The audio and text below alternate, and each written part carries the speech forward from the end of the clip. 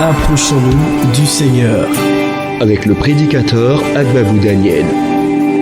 Sur la voie de l'espérance.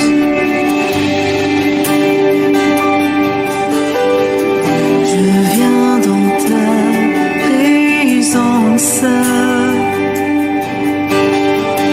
et ton amour immense.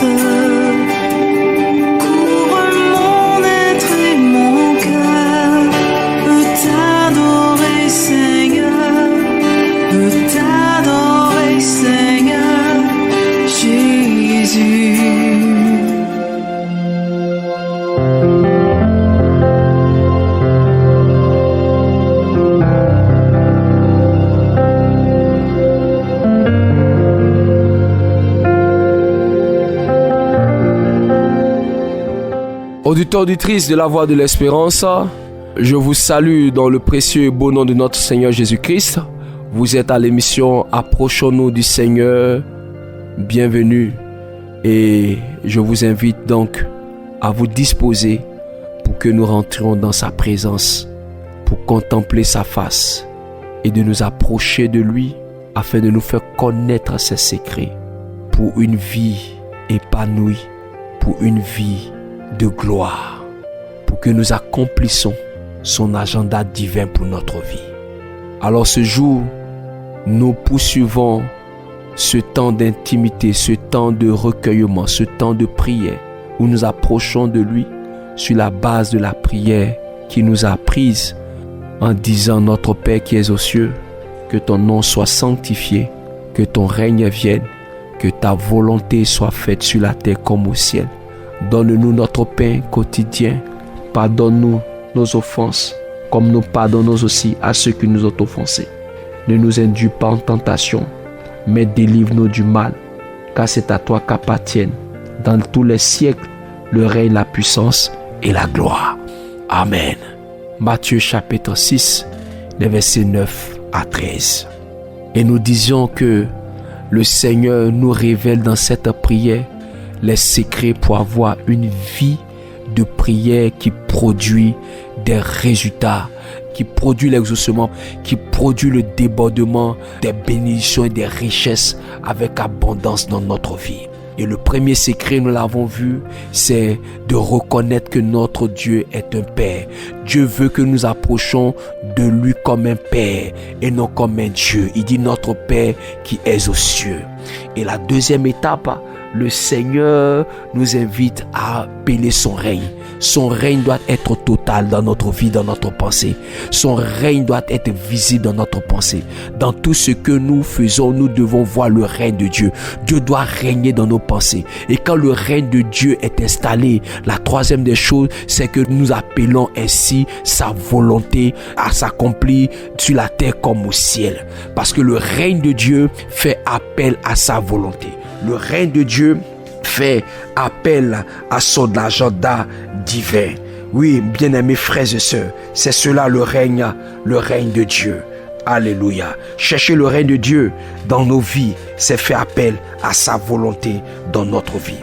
Et quatrièmement, le Seigneur nous donne maintenant l'occasion de lui présenter notre besoin. Et notre besoin que nous devons présenter à Dieu est simple. C'est de présenter ce que nous voulons, ce dont nous attendons de la part de l'Éternel. Comme quoi Dieu s'intéresse à nos besoins. Le grand Dieu qui a créé le ciel et la terre et notre Père se préoccupe de notre pain quotidien. Oui, à cette étape de la prière, nous présentons nos sujets à Dieu, notre Père, nos besoins à Dieu, notre Père. Il s'agit là de faire des demandes, non pas pour satisfaire nos passions, nos désirs, mais pour faire sa volonté. Alléluia. Présenter le besoin à Dieu et non le moyen de résoudre le besoin. Est-ce que tu m'entends? Pendant que tu t'approches de lui, présente ton besoin et non le moyen de résoudre ce besoin.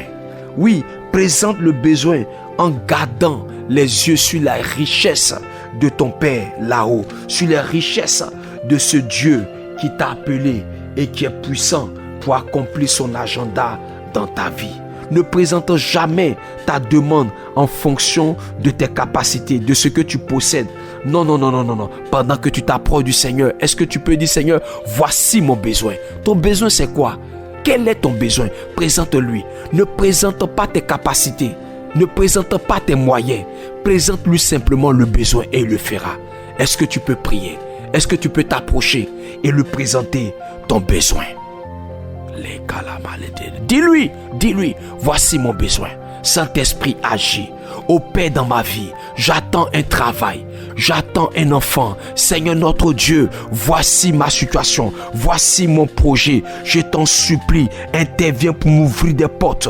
Crée des ouvertures, crée des opportunités et que mon besoin soit comblé dans le nom de Jésus. La Bible nous dit que les oiseaux du ciel ne sèment ni ne moissonnent, mais notre Dieu prend soin d'eux. Quel est ton besoin? Où tu voudrais que Dieu prenne soin de toi? Présente-lui ton besoin. Ne lui présente pas tes capacités.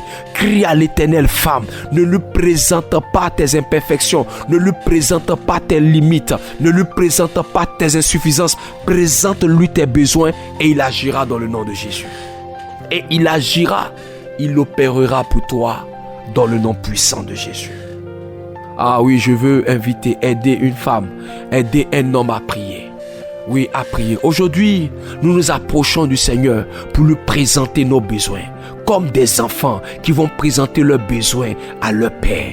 Comme des enfants qui vont demander à ce que leur Père intervienne dans son règne et accomplisse sa volonté. Oui, nous allons prier le Seigneur pour dire à Dieu que nous n'avons pas de volonté. Nous n'avons pas notre volonté propre à exprimer. Nous voulons que sa volonté s'exprime. Quelle est sa volonté pour ton foyer? Quelle est sa volonté pour ton couple? Quelle est sa volonté pour tes enfants?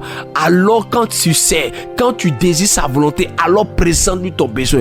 Quel est le besoin qui concerne tes enfants? Quel est le besoin qui concerne ton mariage? Quel est le besoin qui concerne ton foyer, ton couple, ta vie professionnelle, ton travail, tes activités? Quel est le besoin en ce moment de ton village? Quel est le besoin de ta ville? Quel est le besoin de ta génération? Quel est le besoin le plus ardent de ton cœur? Je te prie, pendant que nous nous approchons du Seigneur, aie un esprit d'enfant. Vois Dieu comme ton Père. Adresse-toi à ton Père et présente-lui ton besoin. Approche-toi de lui dans le nom de Jésus. Il le fait. Il le fait, ton Père le fait, je le vois être en train de faire, je le vois être en train d'opérer, je le vois être en train de faire. Présente-lui ton besoin, ne t'inquiète pas, ne dis pas que ce besoin-là est hors de portée, ne dis pas que ce besoin-là, tu n'as pas les moyens de le faire. Si tu es comme ça dans ton esprit, tu penses, tu vas te limiter, tu vas limiter le débordement de Dieu, tu vas limiter les capacités de Dieu pour toi, tu vas limiter les capacités de ton Père pour toi, tu vas limiter les débordements de ton Père pour toi. Tu vas limiter les richesses de Dieu pour toi. Ton Père est un Dieu puissant, un Dieu fort, un Dieu redoutable. Il est capable de le faire. Approche-toi de lui de tout ton cœur. Exprime-lui ton besoin. Si quelqu'un est en train de te dire que cela n'est pas possible, ne l'écoute pas. Approche-toi de lui. Présente-lui ton besoin. Il a dit, donne-nous notre pain quotidien. Il n'a pas dit, donne-nous les moyens d'avoir notre pain quotidien. Est-ce que tu peux t'approcher d'un cœur sincère de lui et pour lui dire, donne-moi ce pain, voilà mon pain, voilà mon besoin. Fais-le. Alléluia. Et pour terminer avec cette prière du Seigneur, quand tu as fini de présenter ton besoin à l'Éternel, rassure-toi désormais, rassure-toi maintenant que dans ton cœur il n'y a pas d'obstacle, il n'y a pas d'amertume, il n'y a pas de colère, il n'y a pas de haine. Parce que la suite nous dit, pardonne-nous nos offenses, comme nous pardonnons aussi à ceux qui nous ont offensés. Écoutez-moi, comment se fait-il qu'on peut présenter nos besoins et Dieu maintenant nous demande de nous demander pardon et de pardonner à ceux qui nous ont offensés? Oui, parce que non, la main de l'Éternel n'est trop courte pour bénir, ni ses oreilles trop dures pour entendre nos besoins, ni ses oreilles trop dures pour recevoir nos besoins, ni ses oreilles trop dures pour accueillir, recueillir nos supplications. Mais ce sont nos crimes, ce sont nos fautes, c'est notre haine, c'est notre amertume, c'est nos frustrations qui l'empêchent de nous écouter. C'est pourquoi quand tu as fini de présenter ton besoin à Dieu, mon frère, ma soeur, vois dans ton cœur, regarde dans ta pensée, regarde dans ton cœur.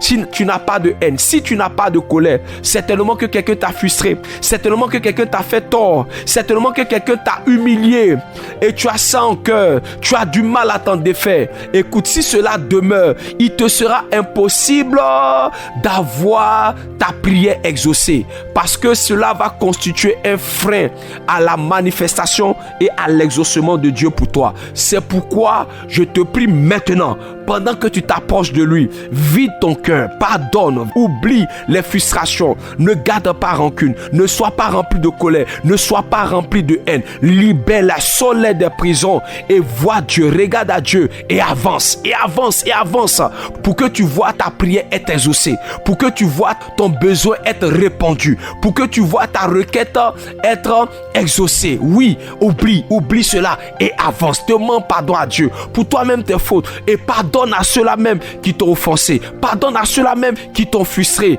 et pendant que tu le fais, l'Éternel va accélérer par son esprit l'exaucement à ta prière car il ne verra pas d'obstacle. Approche-toi et regarde dans ton cœur et vide tout obstacle en toi. Dans le nom de Jésus-Christ de Nazareth. Et en l'avant-dernière étape, Jésus dit, après qu'on ait demandé pardon à Dieu, et nous sommes convaincus qu'il n'y a point d'obstacle à l'exaucement à notre prière, maintenant l'Éternel te demande, pendant que tu es en prière, pendant que tu t'approches de lui demander la force et la capacité de ne pas tomber en tentation. Ici, le mot tentation n'est pas synonyme d'épreuve. Non. Ici, le mot tentation, c'est de ne pas être vaincu par le diable, de ne pas être séparé de Dieu. Que rien ne vienne donc te séparer de l'amour de Christ. Que l'exaucement, la bénédiction, le débordement que Dieu va t'envoyer parce que tu auras prié, parce que tu lui as exprimé ton besoin et que tu n'as pas de ressentiment dans ton cœur et que Dieu t'aura répondu. Que la bénédiction de Dieu, que l'exaucement, ta réponse, le diable ne s'en sert pas pour t'éloigner de lui. Que tu demeures ferme, attaché à Dieu. À ce niveau-là, Dieu est en train de te demander d'avoir la soif de lui. Ne nous laisse pas en tentation. En d'autres termes, Seigneur, donne-nous d'avoir soif de toi. Ne laisse pas le diable nous séparer de toi, nous vaincre dans le nom de Jésus-Christ de Nazareth. Mon Dieu, mon Père, agis ainsi dans notre vie. Est-ce que tu peux le dire? Est-ce que tu peux t'approcher et dis au Seigneur Jésus-Christ, Seigneur mon Dieu, je t'invite à me donner la force et la capacité. Jésus nous invite à prier pour ne point nous détourner de Dieu. En effet, le diable rôde comme un lion rugissant, cherchant qui il va dévorer. Oui, à cette étape, nous sommes invités à prier pour contrecarrer toutes les œuvres du diable. Est-ce que tu m'entends? Pour contrecarrer toutes les œuvres du diable. C'est le moment maintenant de combattre. Quand tu as fini de prier, pour contrecarrer tous les œuvres du diable, les œuvres pour empêcher que ta prière soit exaucée, les œuvres de la sorcellerie qui se lèvent pendant que tu t'approches. Oui, prie l'Éternel, invite Jésus, invite-le à intervenir. Jésus nous invite à prier le Seigneur, à demander son secours pour que nous résistons aux œuvres du diable, pour que nous renversons, pour les contrecarrer dans le nom de Jésus. Alléluia. Est-ce que tu peux prier? Est-ce que tu peux dire, Seigneur, toute imprécation, toute activité du diable pour m'empêcher d'entrer dans l'exaucement de ma prière, pour ne pas accomplir ton agenda pour ma vie, que cela soit brisé. Est-ce que tu peux le dire pendant que tu t'y approches? Jésus t'invite maintenant à contrecarrer les œuvres du diable. Il faut les contrecarrer. Il faut les contrecarrer. Dans le nom de Jésus, il faut les contrecarrer. Parce que pendant qu'on prie dans le deuxième ciel, que le règne du diable peut avoir des obstacles, alors renverse ces obstacles. Il faut prier. Dis à Dieu que mes sujets montent à ton trône, qui n'est point d'obstacle dans le nom de Jésus. Approche-toi ainsi de l'Éternel et il le fera. Et enfin, rends grâce au Seigneur. Abonde encore en action de grâce. Car il est dit, car c'est à toi qu'appartiennent le règne, la puissance et la gloire pour le siècle des siècles. C'est une invitation maintenant à traduire ton action de grâce, ta reconnaissance à l'Éternel qui t'a exaucé, qui a répondu à ton besoin, qui a essuyé tes larmes, dans le nom de Jésus, qui a agréé ta prière. C'est comme si tu rejoignais la deuxième étape où tu as loué, tu as célébré Dieu. Dieu encore te demande de le célébrer parce qu'il est convaincu qu'il t'a exaucé. Alors célèbre-le. Oui, là où tu es, bénis le nom du Seigneur. Rends-lui gloire parce qu'il t'a exaucé. Que l'Éternel donc t'inspire cette manière de prier. T'inspire cette façon de prier. Que tu t'appropries ces clés-là. Et que tu aies une vie de prière qui produit l'exaucement, qui produit le miracle, qui produit le résultat. Que Dieu te bénisse dans le nom de Jésus. Shalom.